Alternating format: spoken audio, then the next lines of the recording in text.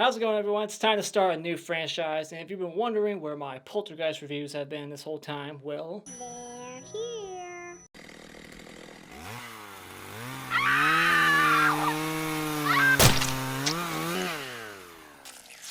so Poltergeist came out in 1982 and is a Steven Spielberg production written by him, the stories by him, along with a couple of other writers, but this is really Steven Spielberg's movie, and a lot of people even say that he directed it, even though he does not have the directing credit. Tobe Hooper, the director of Texas Chainsaw Massacre, has the writing credit. And I read that on IMDb trivia that it was because of this movie that Steven Spielberg hired him to make this movie. I'm not sure how true that is, but I thought that was an interesting read. There's all kinds of trivia out there on this film, so if you ever want to learn more about this movie, just go to IMDb. There's tons of information there for you. Quick plot synopsis, very simple plot. This family moves into a new house. They find out that the house was built in an area where it shouldn't have. Therefore, there's spirits in the house, there's hauntings, things moving around, things coming alive, and they gotta hire these investigators to come over to help them figure out why it's happening, how to stop it, and that's your story. So, very simple story here, but man, is this an iconic, amazing movie. Like, this is one of the best PG horror movies easily. Top 10 for sure, maybe even number 1. They don't make movies like this anymore. Like PG-13 horror hauntings like this that are very effective and just awesome. Like, this is seriously one of the most like iconic films from the 80s for me. Like, I grew up in this movie. I have a lot of nostalgia for it, and I can't say hardly anything bad about it, but I will nitpick a couple of things later on. But let's start with the good. First up, what an amazing score, once again by Jerry Goldsmith. This guy just made iconic music throughout the 70s and 80s for all kinds of different franchises and movies that became huge hits. He did Alien, and there's an Alien poster in the little kids' room, and he did like the Rambo movies, I think. He did so many films, and the score in this movie just fits it perfectly, and it just really amplifies the tension, and I just love it. It's got such a recognizable sound now, like, it's very nostalgic to me. Another great thing about this movie is that it does a really good job of getting you on board with these characters, getting to know them a little bit before things start happening, to really sympathize with them and want them to make it out of here, to not get hurt, because they're just such a genuine feeling family. Like, they're very just relatable. They don't feel fake or studio written. Just a lot of cute moments between like the son and the dad, and then the dad and the daughter. Like, they all have bonding moments. Like, the dad goes in the bedroom with his son and he's talking about the storm and how he knows how to know when a storm's getting further away from you. Just little moments like that just really add a lot for me. Like, I just really like a lot of the dialogue, and the performances from the adults are fine. The kids, not so much, but that's kind of to be expected. But just good characters, really well written, very real feeling. Just you're on board with them. You want them to make it out. There's no like annoying characters in the film, so that really helps the film overall. Is having characters that you root for and aren't annoyed by, and you want to see them more. And I love the ending of this movie because it's not so formulaic or generic like most haunted house movies. I mean, not that I'm aware of. They usually have the same type of ending, but I like in this one, spoiler alert, it's old. I like how in this movie they don't technically defeat the evil. They don't, have to like research into it so much and then like do something stupid, find some like weakness, like a crucifix or anything like that to get rid of it. They just leave. That's it. They just pack up their bags and like, let's just leave. And they leave and it's over. Like, roll credits. There's no final scare.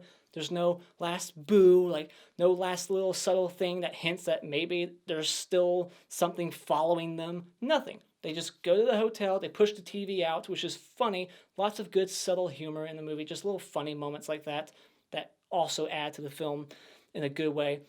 Just a great ending. Just like no final scare, no typical bullshit. Let's just end on a good note and leave it there. Just they left. That's it. And lots of good like R-rated stuff in here, so it's like for all ages. This movie's for like everybody to enjoy. You can have adults enjoy this movie just as much as the kids. I feel like there's plenty of grisly imagery in here, nightmarish things, very creative, ambitious things going on in here. I'm not sure what the budget was, but I'm sure it was a pretty decent budget. with Steven Spielberg attached, but still, they pull off a lot of cool stuff in this movie. So it's just like every time I watch it, I enjoy it. Like from beginning to end, it's got a very good flow, good pace. I'm never really bored.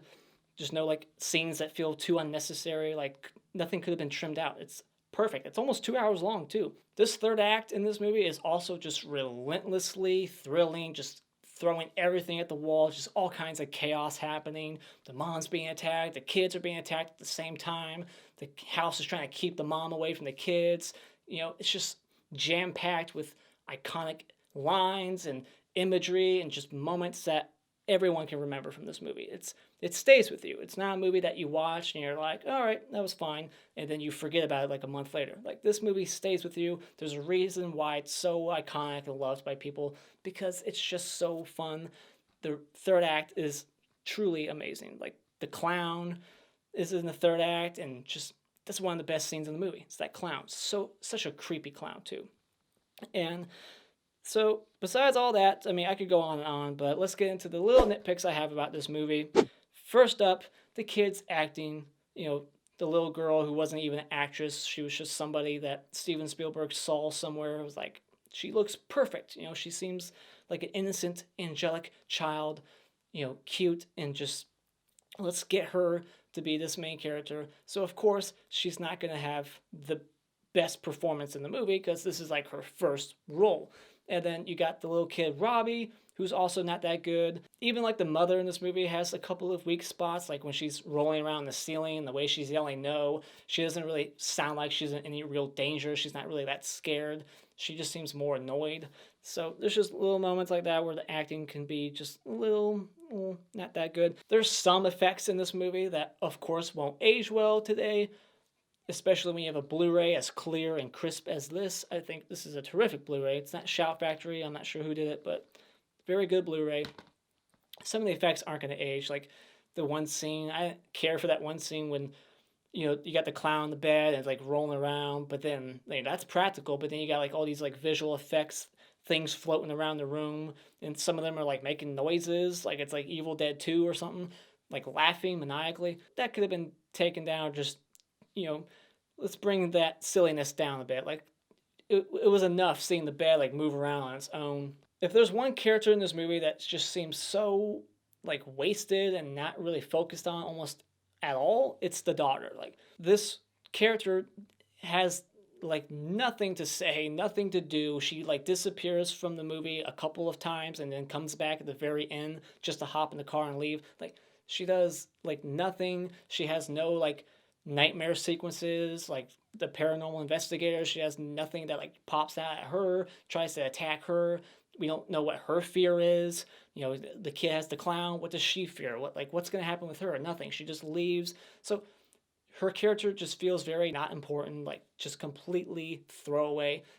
She just isn't a memorable character. So that was definitely something I noticed a lot more on this viewing, was how little they used her character. And it's a shame what happened to the actress, of course. I'm sure most of you know that she got strangled by her ex-boyfriend like the year this came out. And then even a couple of the other people in this movie are dead now, even the little girl in this movie. So that's a little bit of a negative. That's not the film's fault, but it's, not good when you watch this movie and now you have like all these bad, things attached to it. Like when you watch it now, you kind of think about that in the back of your head, like, oh yeah, that happened to her. Then when you see the little girl, you're like, oh yeah, that happened to her. She got like this disease at 12 years old. It's very sad. This is silly, but there are some logic issues I have with the movie. Like I can look past the fact that paranormal things are happening, but the nitpicker that I am, when some things are happening, I can't help but ask like why or how come. Like how come this, and why is this happening now? Why is this but not here? Like what? So just you have to look past that stuff. But other than that, terrific film, really iconic, very tense, very gripping, just a very great family horror movie. Not too many horror movies out there that are perfect for all ages. I feel like this is like one of the rare few out there for everybody. It's got some grisly, gory imagery in it, some very great nightmare sequences and thrills and just funny moments even. It's got everything. So when it comes to Poltergeist, go out and buy it. All right, time for a spoiler discussion. So let's go into all the iconic scenes and break them down and talk about things that I thought were noteworthy, like the national anthem. It's just, I wrote it down. I want to talk about it. It's just crazy. It's not really crazy. It's just weird to think about how much things have changed in the last like 30, 40 years. Like back in the day when, there was a certain time of night when the TV would just go to static and they would play the national anthem every single night. Was it like every channel? There wasn't even that many channels back then. So was it like all 3 or 4 channels?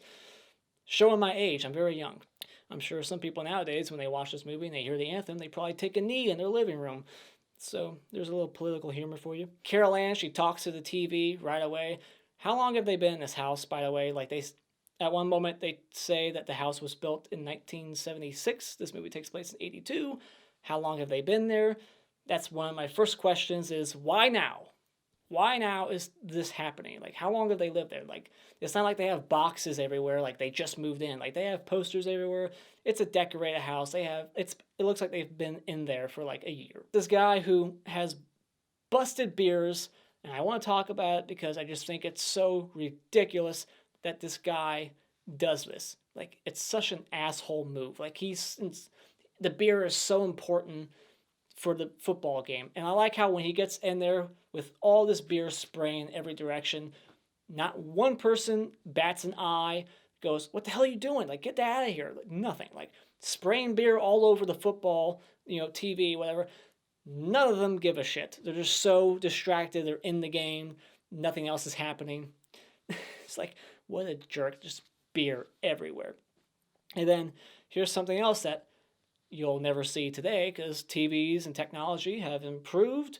And that is TVs being connected with the neighbor somehow, like the remotes, like the neighbor, when they change the channel, the neighbor's TV changes channels too, which would be awfully annoying. I'm so glad I'm a millennial and I don't have to deal with that shit. And of course, we see all kinds of Star Wars merchandise like posters and toys and gadgets because Steven Spielberg has worked with George Lucas, and there's even an Alien poster. Now we come across another question I have. If this kid is so scared of his clown, why is he keeping it? He's just staring at it at night. I like that he's like pretend shooting it. That's how much he hates it. He wants to like in his mind kill it and then throws a blanket over it like that guy in Jason X. Why keep the clown? Like if it terrifies you that much, why would you purposely put it in a chair in front of your goddamn bed? It's not your sister's toy, although she does sleep with it one night. It's right next to her in that one scene. But still, like, if it terrifies you, put it away. Put it in the closet. I mean, it just makes no sense. Why would you keep something that terrifies the living hell out of you right in front of your bed every single night? And this poor kid, like, he gets it the worst in this movie. He gets the clown and he gets the tree. The tree thing happens early on. I thought that was like third act shit. No, this is like first act, very close to the beginning. The tree like comes in through the window. It like grabs him and starts eating him. Awesome practical effects. That tree looks eerie as hell. This scene also makes me think about my dad because he said he went to go see this movie at a young age. He wasn't supposed to go see it. And he had a tree similar looking to this one right outside of his bedroom window, like right next to his bed. Like his bed was right up against the wall. There's the window. Like it scared the shit out of him. So when I watch this movie now, I think about that. It's a little personal story. So none of you give a shit, but I thought I'd bring it up. So my dad can very much relate to little Robbie. I think that's his name. I don't write names down, but I should probably do that. So yeah, we get the iconic line, "They're here." And then we get these pervy construction workers. Like these are the worst construction workers to ever hire to do anything. Like they're like breaking into the house, like eating their food. Like this guy gets like their spaghetti or whatever is in there. Like he like licks the spoon, puts it back in the pot. And it's like, they're like almost like sexually like harassing the daughter. They're like, I love you, I love you. They're like blowing kisses to their 16-year-old daughter. And the mom witnesses all of this. And she just like chuckles and just laughs it off, just walks away. Like, oh, the people we hired to build our pool are harassing our daughter. Then after that, we get like the kitchen scene with the chairs move. Like it's all one shot. I like that. Like you see the chairs and then it moves over And then it goes back. All the chairs are like stacked up. It looks like it's all one take. I'm curious how they pull that off. I don't know. I can't imagine. That was a cool trick though. So then after the tree scene, like as that's happening, like Carol Ann gets sucked into the closet, into a different dimension now. She's in the other place, like an Insidious or whatever they call it, the other. And she's in the TV now for some reason. That's where all the spirits are. Like, again, this movie's gonna make you ask questions as a logical person who, likes to try to make sense of things that you can't really make sense of. You're like, why is she in the TV? Can she? I don't know. It's just like, why do they want her and not anyone else? Yada yada yada. Whatever. Looking past it. So after that, they invite the investigators over. They open up the room. Everything's floating around, going crazy. It's like a scene out of Evil Dead 2. Everything's just alive, flapping around, laughing. And then they find the exit to the portal or whatever through the ceiling. Like a bunch of old jewelry starts falling out.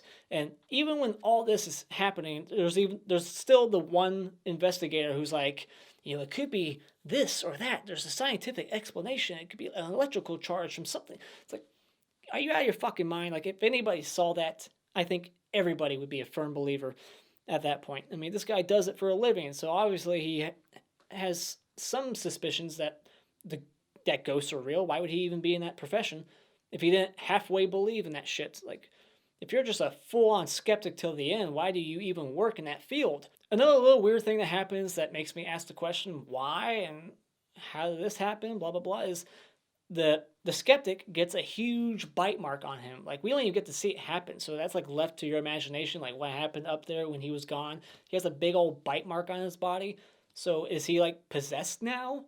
Is that why he's the only one that has that awesome nightmare sequence where he sees, like, the stake like moving on its own and it breaks open and all that whatever the hell that is coming out of it. It looks like animal guts or whatever the fuck.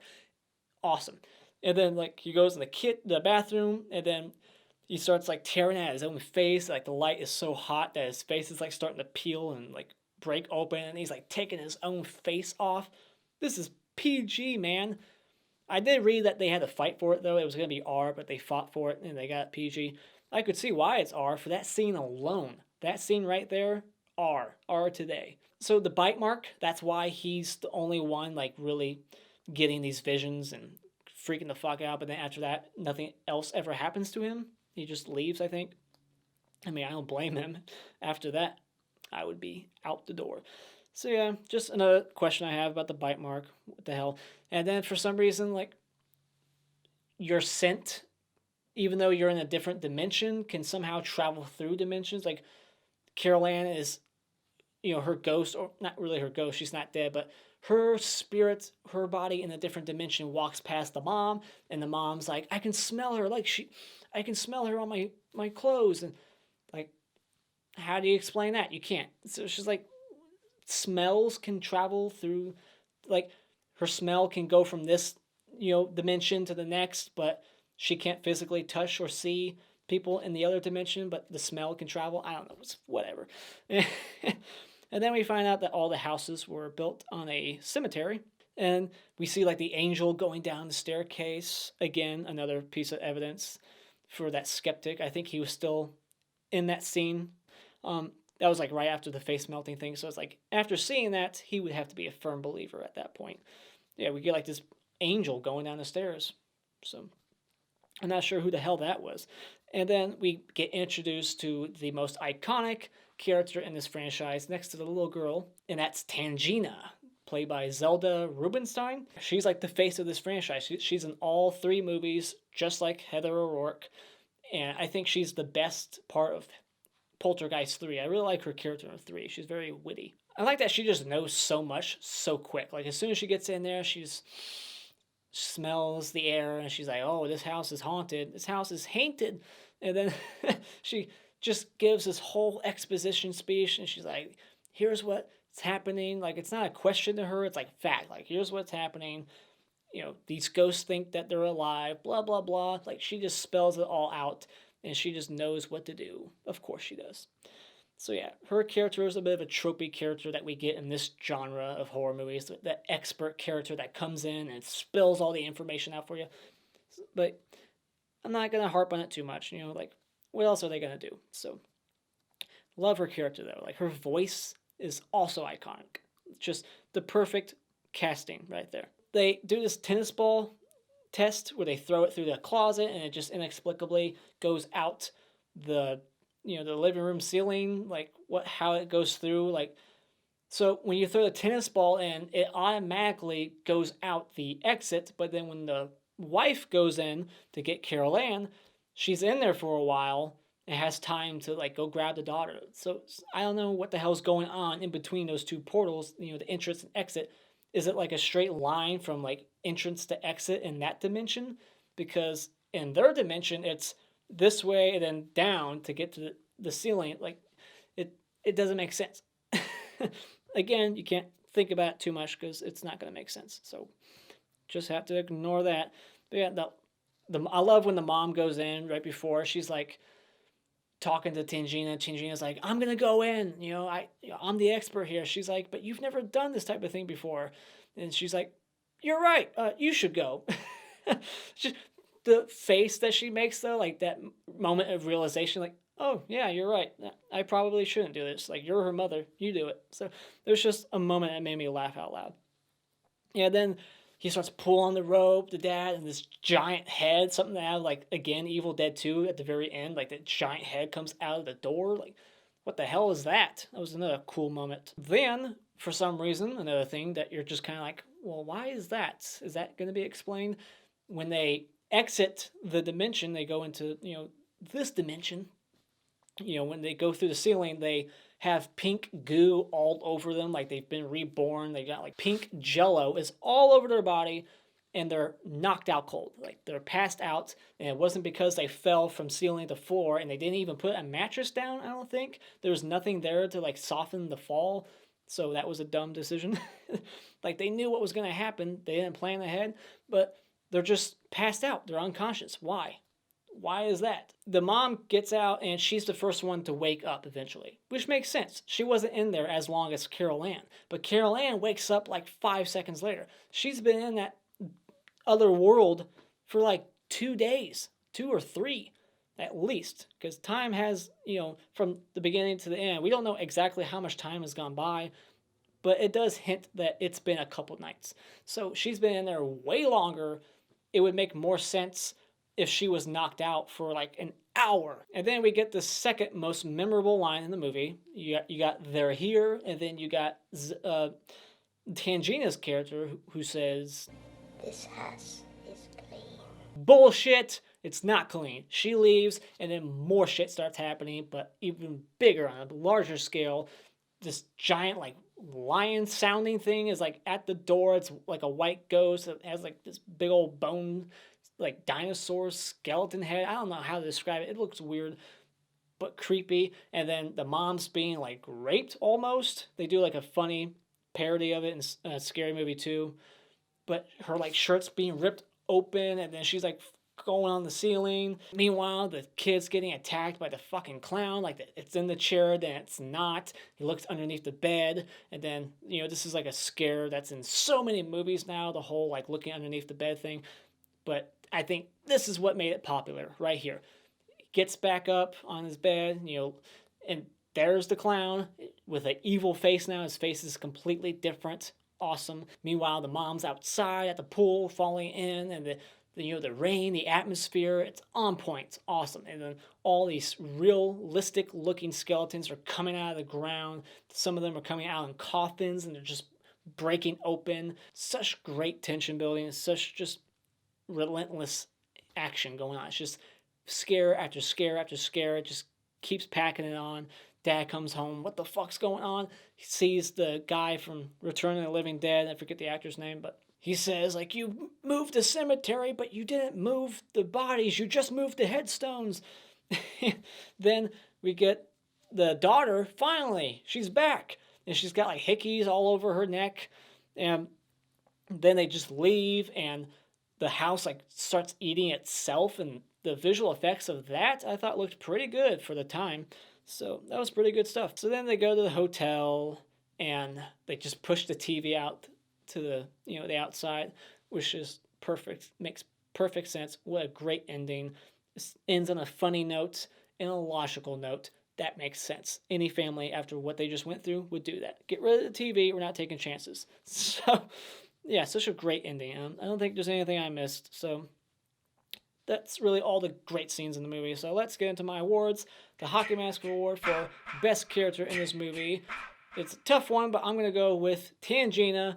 I think she's the most iconic character of the franchise. And the Mr. Hanke Award for Worst Character in this movie is Teague, I think is his name, the guy from Return of the Living Dead. He's a piece of shit for doing what he did. The Clapper Award for Best Scene in this movie is that third act scene with the clown and then the mom, like all that stuff, starting with the clown. Great scene. Very memorable to me. Very nostalgic. Scared the shit out of me when I was a kid, and it always stuck with me. The Funny Bone Award for Funniest Moment, I mentioned it earlier, is when the mom says, "You've never done this before," and she's like, "Oh yeah, you're right." Just don't know why, it just made me laugh out loud. And those are my thoughts on this damn near flawless film. Let me know what you thought about it in the comments below. And as always, if you like what you've seen here, you can hit this like button. I really appreciate it. And become a subscriber today just by clicking on my cartoon face in about 5 seconds. And until next time, Alpha Features.